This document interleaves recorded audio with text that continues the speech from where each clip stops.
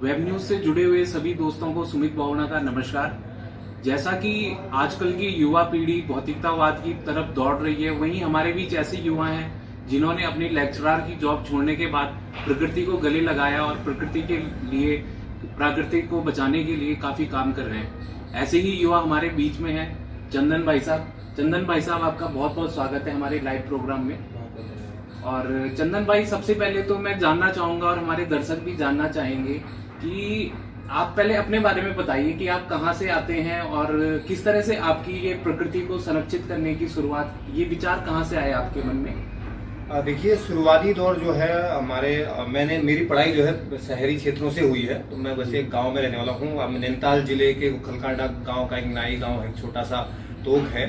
मैं वहाँ से बिलोंग करता हूँ। लेकिन क्या हुआ कि मैं जब मेरी जो पढ़ाई थी वो शहरों में हुई और मैं गांव में जाता था, अपने पिताजी लोग के वहाँ घर में जाता था, तो मैं देखता था कि हमारे जो जंगल है वो चीड़ के जंगल है पूरे। तो वहाँ पर लगातार जो है आग लगती रहती थी गर्मियों के समय में। तो तब मुझे भी लगता था कि भाई हमारे जो पेड़ पौधे हैं वो धीरे धीरे खत्म हो रहे हैं। तो जो है जब धीरे धीरे जब पेड़ पौधे हमारे जो खत्म हो रहे हैं, तो मैंने देखा कि भाई हमें भी कुछ प्रयास करना चाहिए।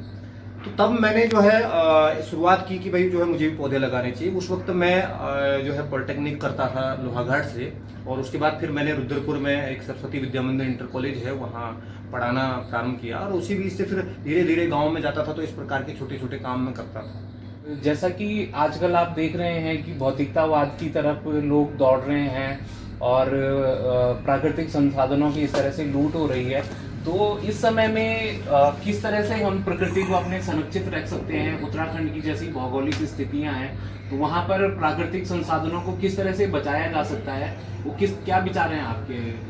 देखिए, सबसे पहले तो उत्तराखंड की जो भौगोलिक परिस्थिति की बात हम करें तो मतलब उत्तराखंड एक प्राकृतिक जो जिसकी संसाधनों का एक हब है। यहाँ पर जो है प्राकृतिक संसाधन बहुत ज्यादा है, मतलब उन्हीं से जो है हमारे उत्तराखंड का गुजारा चल रहा है। तो हम लोग को समझना भी पड़ेगा कि भाई कैसे हम इन प्राकृतिक संसाधनों को बचा सकते हैं। जैसे पानी को लेकर हम देखते हैं गांव में जो है पानी की बहुत बड़ी समस्या, तो हम लोगों ने चाल खाल बनाकर या पोखर बनाकर जो है जल संरक्षण का काम किया। साथ ही जो है हम ऐसा जंगल हम लोग डेवलप कर रहे हैं जिसमें मिक्स फॉरेस्ट जो है वो इस प्रकार से जो है प्राकृतिक संसाधनों को बचाने का। क्योंकि आज जो है जो हमारे जो चौड़ी पत्ती के जो जंगल है उत्तराखंड में, वो धीरे धीरे खत्म होते जा रहे हैं। चीड़ ने बहुत ज्यादा जो है यहाँ पर अपना आधिपत्य जमा लिया है। तो कहीं ना कहीं हमको जो है छोटे छोटे प्रयास करके अपने जो जल स्रोत हैं, जो धारे हैं, नौले हैं, उनको जो है बचाने का प्रयास जो है हम सबको मिलकर जो है करना चाहिए। और गाँव क्षेत्र में जो है ज्यादा से ज्यादा जो है हमको इस पर कार्य करने की आवश्यकता है। जी चंदन भाई, बहुत बढ़िया। और आजकल बुद्धिजीवी और युवाओं के बीच एक चर्चा का काफी बड़ा मुद्दा है भू कानून, जिसमें कि काफी आवाजें उठ रही हैं कि उत्तराखंड में भू कानून होना चाहिए, सख्त से सख्त भू कानून होना चाहिए। तो ये भू कानून में आपके क्या विचार हैं? किस तरह का क्यों जरूरत है आज के परिप्रेक्ष्य में भू कानून की, और ये भू कानून आखिर है क्या? इसमें आपके क्या विचार हैं? देखिए, भू कानून बहुत जरूरी है। और उत्तराखंड की जब उत्तराखंड राज्य अलग हुआ तो उस वक्त भी जो हमारे राज्य आंदोलनकारी थे उन लोगों ने सोचा था कि हमारा एक ऐसा राज्य हो जिसकी संस्कृति अलग है, जिसकी सभ्यता अलग है, जिसमें हिमालय जैसे जो है पहाड़ है, मतलब हिमालय जैसी लोगों की एक धारणा है, उनकी संस्कृति है। और जैसे हिमालय क्षेत्र में हम देखते हैं कि आज भी जो है महीने में 2-2, 3-3 बार हिमालय की पूजा होती है। तो इन संस्कृतियों को बचाने के लिए, हमारी सभ्यताओं को बचाने के लिए और इस देवभूमि को बचाने के लिए जो है इस प्रकार के कानून को लाने की आवश्यकता थी और आवश्यकता है। देखिए, जिस प्रकार से लगातार भूमाफिया जो है हमारे उत्तराखंड में अपना दबदबा बना रहे हैं, क्योंकि मैं पहाड़ी क्षेत्र में रहता हूं, तो मैंने अपने क्षेत्र में भी देखा है मुक्तेश्वर धारी और रामगढ़ तक की ऐसी बेल्ट है, बहुत सुंदर सी बेल्ट है। तो धीरे धीरे लोगों ने वहां पर जो है बाहर के लोगों ने आकर खरीद दिया है और वहाँ के लोग वहां पर आकर जो है उनके वहां नौकरी कर रहे हैं। तो हमारी जो संस्कृति है, जो हमारे जो जैसे मंदिर होते हैं, जो हमारे मठ मंदिर, हमारे थान है, हमारे जो देवी देवताओं के जो मंदिर है, तो उनको बाहर के लोग क्या जानते हैं। तो इन चीजों को संरक्षित करने के लिए, जो हमारी संस्कृति को, हमारी विचारधारा को संरक्षित करने के लिए इसकी जो है बहुत ज्यादा जरूरत है। और मैं तो ये कहूंगा कि जल जंगल जमीन की जहाँ पर हम बात करते हैं, वहां पर भू कानून उत्तराखंड के लिए बहुत जरूरी है। जी। ये काफी अच्छे विचार हैं आपके, वो कानून तो होना ही चाहिए। और दूसरा मैं ये भी जानना चाहूंगा मैं दर्शकों के लिए कि अभी तक चंदन भाई जी आपने जो है प्रकृति को संरक्षित करने के लिए काफी काम किए हैं, तो थोड़ा दर्शकों के लिए आप थोड़ा बता दीजिए कि अभी तक आप धरातल पे और क्या क्या आपने अभी तक आपकी उपलब्धियां हैं। देखिए, अभी तक हम लोगों ने जो है लगभग 50,000 पेड़ हम लोग लगा चुके हैं। इस बार मेरे 50,000 पेड़ हो चुके हैं।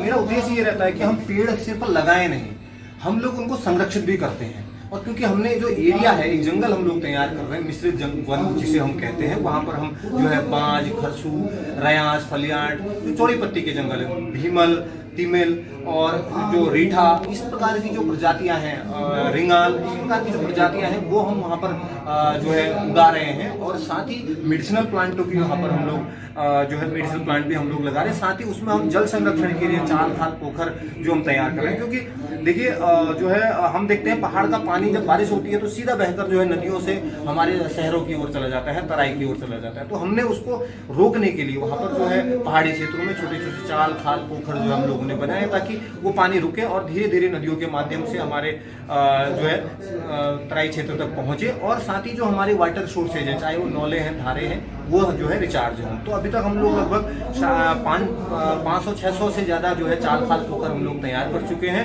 जिसमें लगभग जो है कई लाख लीटर पानी जो है हम भूमिगत जल को संचित कर सकते हैं। और आगे आपकी क्या प्लानिंग है, किस तरह से आप आगे अब काम करना चाहेंगे?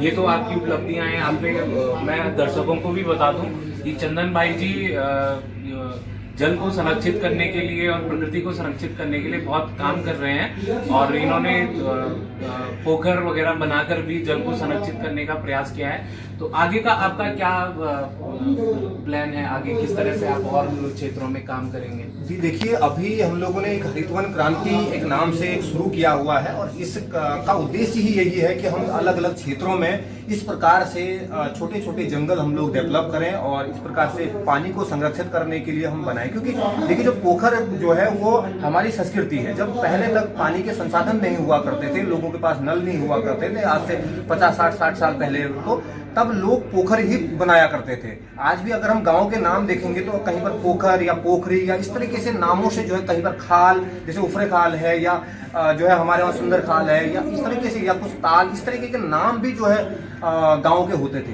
तो वो इसीलिए होते थे क्योंकि वहां पर वो चीजें होती थी। क्योंकि पानी को रोकने के लिए पहले लोग खेती ज्यादा करते थे और जानवर ज्यादा पालते थे, तो इसलिए उनके पानी की व्यवस्था के लिए इस प्रकार के जो है तालाब बनाए जाते थे, पोखर बनाए जाते थे। तो उसी संस्कृति को हम बढ़ाने का प्रयास कर रहे हैं और उसी को आगे ले जाने का प्रयास कर रहे हैं। साथ ही अभी हमारी जो टीम है वो लगातार अलग अलग क्षेत्रों में काम कर रही है और अलग अलग जगह अपने संरक्षित वन जो है तैयार करने का प्रयास कर रही है। चंदन भाई, आप प्रकृति से जुड़े हुए प्रकृति प्रेमी हैं और वेब न्यूज की पूरी टीम की तरफ से आपको बहुत बहुत शुभकामनाएं। आप इसी तरह से प्रकृति को संरक्षित करते रहें और